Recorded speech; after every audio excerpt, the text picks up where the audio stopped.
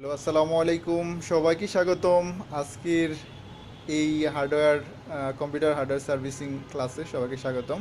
তো আজকের বিষয় হচ্ছে আমাদের পাওয়ার সাপ্লাই রিপ্লেস করতে হবে। পুরাতন পাওয়ার সাপ্লাই নষ্ট চেঞ্জ করে নতুন পাওয়ার সাপ্লাই আমরা আহ, লাগাবো। তো মূলত আমার এই পিসির পাওয়ার সাপ্লাইটা হচ্ছে নষ্ট হয়েছে। তো নষ্ট পাওয়ার সাপ্লাই আমরা চেঞ্জ করতে গেলে আমাদের একটা নতুন পাওয়ার সাপ্লাই অবশ্যই কিনতে হবে। তার জন্য আমি একটা নতুন পাওয়ার সাপ্লাই অলরেডি আমি কিনে নিয়ে আসছি, বাজার থেকে কিনে নিয়ে আসা হয়েছে। এই পাওয়ার সাপ্লাইটা আমরা এই পিসিতে হচ্ছে আমরা লাগাবো। তো কীভাবে হচ্ছে পাওয়ার সাপ্লাই আপনি ডিঅ্যাসেম্বলিং করবেন এবং হচ্ছে লাগাবেন, সেটা খুবই ইজি একটা বিষয়। তো চলেন আমরা দেখি একদম হাতে কলমে। তার জন্য পাওয়ার সাপ্লাই খোলার জন্য অবশ্যই পাশে স্ক্রু আছে, 4টা স্ক্রু আছে। এই 4টা স্ক্রু মূলত আমার রিমুভ করলেই পাওয়ার সাপ্লাই ডিঅ্যাসেম্বলিং করা যাবে, খুলে ফেলা যাবে। সো আমরা শুরু করি। তো আমার প্রথমে হচ্ছে আমার স্ক্রুড্রাইভার সেটটা আমাকে নিতে হবে। তো আমি নিয়ে নিচ্ছি স্ক্রুড্রাইভার সেট।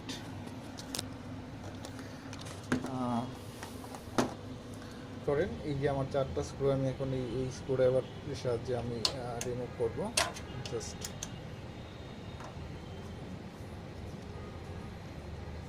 খুলে নিচ্ছি একইভাবে 4টা স্ক্রু আমি আমার স্ক্রুগুলো জাস্ট খুলে নিচ্ছি আর কি।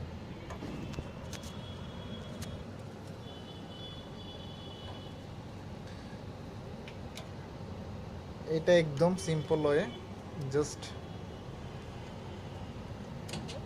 সবগুলো স্ক্রু একদম খুলে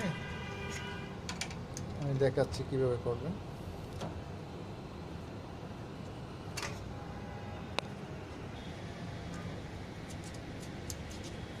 এখানে আমি হাতে খুলে ফেলবো একটা।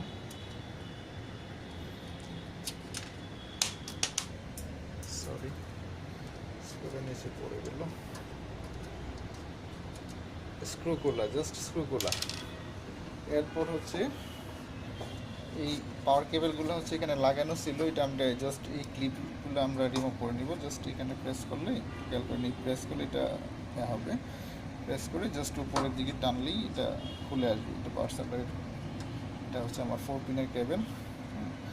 এখানে হচ্ছে আমার এই যে 6 পিনের কেবল লাগানো ছিল, এটা আমরা এখান থেকে করলাম জাস্ট। আমি এটা আবার কীভাবে লাগাবো সেটা আমি দেখা দিচ্ছি। সো এইটুকু হলো কাজ। এখানে একটা পাওয়ার কেবল ছিল, পাওয়ার সুইচের কেবল, এটাও খোলা হয়েছে। এই যে পাওয়ার সুইচের কেবলটা, এই 3টা কেবল খুললে আমার এখান থেকে পাওয়ার সাপ্লাই রিমুভ হয়ে যাবে। এটা মূলত হচ্ছে আমার এইচপি ব্র্যান্ডের টাওয়ার পিসি। টাওয়ার পিসির এখানে যদি আপনার পাওয়ার সাপ্লাই মডেলটা একটু দেখাই, সেটা আমি এটাকে খুলে নিই। এখানে একটা লক আছে, এই লকটা সরালে এই কেবলটা রিমুভ করা যাবে। ইজি, এটা খুবই ইজি। হ্যাঁ, খুলে নিলাম। আমি যেটা বলতেছিলাম যে এখানে পাওয়ার সাপ্লাই যে মডেলটা এখানে দেয়া আছে, এই যে ক্লিয়ার না, মোবাইল আসবে না হয়তো, যাই হোক। আর পিসির মডেলটা হচ্ছে এসপি টাওয়ার পিসি আর কি, SP tower 800 maybe, SP tower 800 জি1 টাওয়ার, TWR আর কি। আচ্ছা, যাই হোক, আমার পাওয়ার সাপ্লাই রিমুভ করবো। যে কোনো পিসির পাওয়ার সাপ্লাই আপনি এভাবে রিমুভ করতে পারবেন। তো অনেক পিসি হচ্ছে পাওয়ার সাপ্লাইয়ের সাথেই হচ্ছে এই যে সাদা কেবলগুলো পাওয়ার সাপ্লাইয়ের সাথে লাগানো থাকে, কিন্তু এটা হচ্ছে এই মডেলের পাওয়ার সাপ্লাইয়ের সাথে এটা মাদারবোর্ড থেকে পাওয়ার যাচ্ছে হচ্ছে আমার হার্ড ডিস্ক। সো আমি আমার পাওয়ার সাপ্লাইটা জাস্ট রিমুভ করে দেখাচ্ছি। এই তো, এই আমার পাওয়ার সাপ্লাই রিমুভ হয়ে গেল। আমি এটা এখন রাখি আপাতত। আর আমার নতুন যে পাওয়ার সাপ্লাইটা আছে, নতুন পাওয়ার সাপ্লাইটা আমি রিপ্লেস করবো আর কি। আমি আগে পলিটা সরাই নিচ্ছি।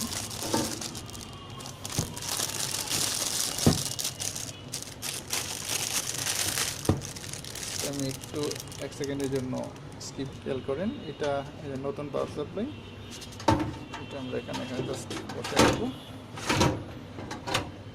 বসানোর জন্য এখানে একটু খেয়াল রাখতে হবে, নাম্বার একই মডেলের তো ইজিলি বসে যাবে। অন্য মডেল হলে এখানে বসতোই না, ঠিক আছে। সো হয়ে গেল বসানো। এখন হচ্ছে বসানোর আগে আমাদের যে কেবল, আমি এখানে যে কেবলগুলো আছে পাওয়ার সাপ্লাইয়ের সাথে কেবলগুলো হচ্ছে এখানে লাগিয়ে নেব, দেন হচ্ছে আমি স্ক্রুড্রাইভার দিয়ে আটকে দেবো জাস্ট।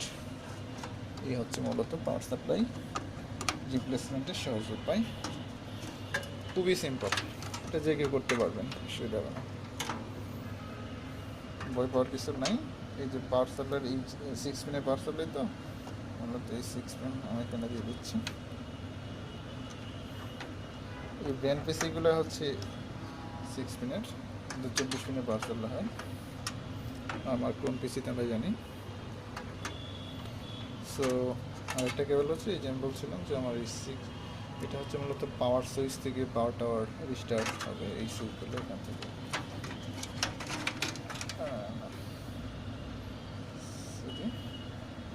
এটা হয়ে গেল, এইটা আমার হচ্ছে এখানে হবে P2,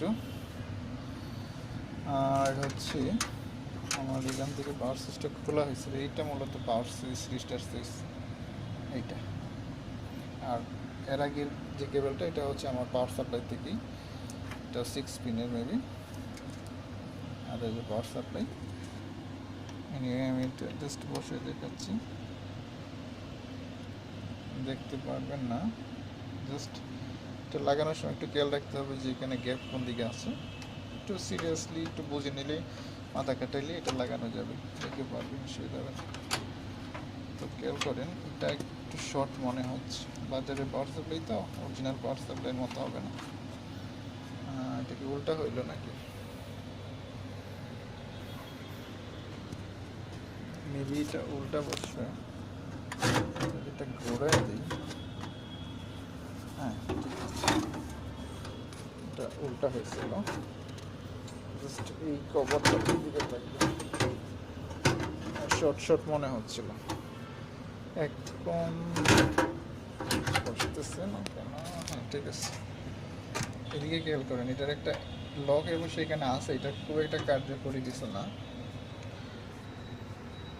এখানে প্রেস করে খোলার সময় এখানে একটু প্রেস করলে, এদিকে একটু এই যে ইন্ডিকেটর দেওয়া আছে এখানে একটু প্রেস করার পরে সামনের দিকে ধাক্কা দিলেই সামনে চলে আসবে, চলে আসলে জাস্ট রিমুভ করে ফেললেই খুলে ফেলা যাবে। আর এখন হচ্ছে এই যে কেবলগুলো একটু গুছিয়ে দিতে হবে আর কি, আর কোনো কাজ নেই। এটা এই যে এই লকটা আছে, লকটার ভিতরে হচ্ছে আমি আগের মতো করে দিয়ে দিলাম, বাস একদম ইজি হয়ে গেল। তাহলে আর এই যে এই কেবলগুলো আমার এই পাওয়ার সাপ্লাই যে ফ্যান আছে, সরি প্রসেসরের ফ্যানের উপরে আসার কোনো সম্ভাবনা নাই। তো কেবলগুলো গুছানো একটা ইম্পর্টেন্ট কাজ, এটা ফেলা করা যাবে না।